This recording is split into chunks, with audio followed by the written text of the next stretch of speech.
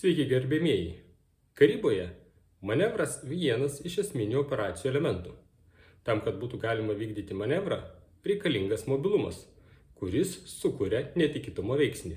Na ir žinoma, karinės pajėgos turi būti kontakte su priešininko pajėgomis. Tarpukario Lietuvos kariuomenė permanentiškai susidūrė su karinių pajėgų mobilumo problema. Jau nepriklausomybės karo metu susidūrus su Lenkijos kavalerijos pajėgomis, Lietuvos kariuomenė neturėjo kuo adekvačiai atsakyti. 1920 m. rudenį Želigovskio pajėgų kavalerijos brigadai prasiveržus į Lietuvos kariuomenės užnugarį buvo pavesta 7-ojo pėstininkų pulko batalionui pasivyti kavalerijos brigadą. Žinoma, nesėkmingai. Gelbėjo teritorinės pajėgos, šauliai partizanai, kurie pasitiko kiekviename kaime Lenkijos ulonus šautuvų ugnimi. Pamoka buvo išmokta. Dar nepriklausomybės karo metu Lietuvos kariuomenė pradėjo formuoti kavalerijos vienetus. Nepriklausomybės kovose aktyviau dalyvavo tik 1-asis kavalerijos husarų pulkas, vėliau gavęs didžiojo etmono Jonušo Radvilo vardą. Irgi pulkas dalyvavo ne visas kaip karinis vienetas, o buvo išskirstytas atskirais eskadronais arba būriais prie pėstininkų pulkų ir batalionų. Vėliau imtasi formuoti dar 2 kavalerijos pulkus. 2-ąjį ulonų, kuris gavo didžiosios kunigaikštienės Birutės vardą, ir 3-ąjį dragūnų, kuris gavo geležinio vilko vardą.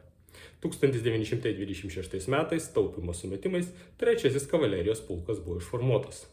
4-ojo dešimtmečio viduryje Europai laukiant naujo didžiojo karo, Lietuvos kariuomenė vėlgi ėmė stiprinti savo pajėgumus ir 3-ąjį kavalerijos pulką atkūrė. Tarpukario Lietuvos kariuomenėje buvo suvokiama, kad kavalerija yra labai brangi kavalerijos kariuomenės rūšis. Kaimyninėse šalyse, Latvijoje ir Estijoje, turėta vos po 1 kavalerijos pulką. Tačiau kaimynė Lenkija turėjo 11 kavalerijos brigadų, kiekvieno iš jų po 3 ar 4 kavalerijos pulkus. Buvo paskaičiuota, kad vienas žirgas per metus suvalgė maisto daugiau negu kainavo pats. Svarstytos alternatyvos – galbūt pereiti prie motorizuotų mobilių karinių vienetų. 4-ojo dešimtmečio viduryje Lietuvos kariuomenė atliko eksperimentą.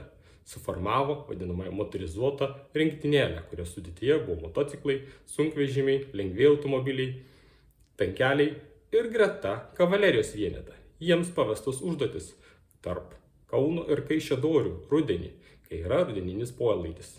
Labai greitai paaiškėjo, kad motorizuotos transporto priemonės užklimpo, tiesiog negalėjo išvažiuoti per kelius.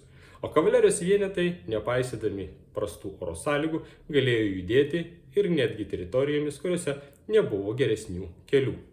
Tai buvo viena iš priežasčių, kodėl Lietuvos kariuomenė iki pat 40 metų neatsisakė brangiai kainavusių kavalerijos pulkų, o karo metu buvo numačiusi mobilizuoti dargi 5 divizijų lengvąsias rinktinės, tai yra prie kiekvienos divizijos pusę kavalerijos pulko, 2 eskadronus.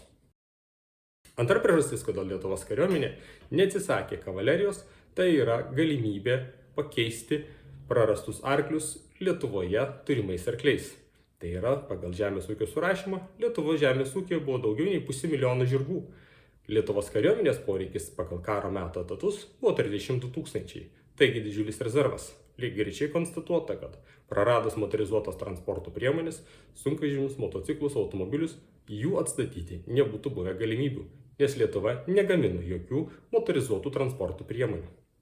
Galiausiai 3-oji problema, su kuria buvo susidurima ir jinai buvo įvardyjama, tai yra kuras. Kuro atsargų Lietuvos valstybė 4-ojo dešimtmečio pabaigoje turėjo galbūt savaitei, gal 2 savaitėms karo, netgi prie tų minimalių motorizuotų transporto priemonių. Tuo tarpu pašaro arkliams krašte buvo apstu, o nuo pavasario iki rudens žirgus buvo galima šerti tiesiog žole atvirose vietose. Tai buvo irgi svarbus aspektas, kurį Lietuvos kariuomenė vertino. 39 metų rudenį prasidėjęs Antras pasaulinis karas ir Lenkijos kampanija atskleidė, kad stambus junginiai motorizuoti, mechanizuoti labai greitai įveikė Lenkijos kariuomenę ir daugybė kavalerijos brigadų sunkiai galėjo atsispirti Vokietijos kariuomenės tankų junginiams. Tačiau reikia pabrėžti, kad nei Lenkijos kariuomenėje, nei Lietuvos kariuomenėje karo metu kavalerija neturėjo pulti su kardais ir ietimis prieš priešo pajėgas. Iš esmės tai buvo pėstininkai, kurie turėjo raiti įveikti atstumą, pasiekus operacijos rajoną, trečdalis karių turėjo saugoti žirgus, 2/3 kautis kaip pėstininkai pagal pėstininkų statutą. Taigi, kai žvelgiame į Lietuvos kariuomenės kavaleriją tarpukariu, turim žvelgti kaip į transporto priemonę, užtikrinusią karinių vienetų mobilumą, o ne įsivaizduoti viduramžiškas ar Napoleono epochos kavalerijos atakas. Tiek apie kavaleriją, iki greitų susitikimų kitomis temomis. Iki.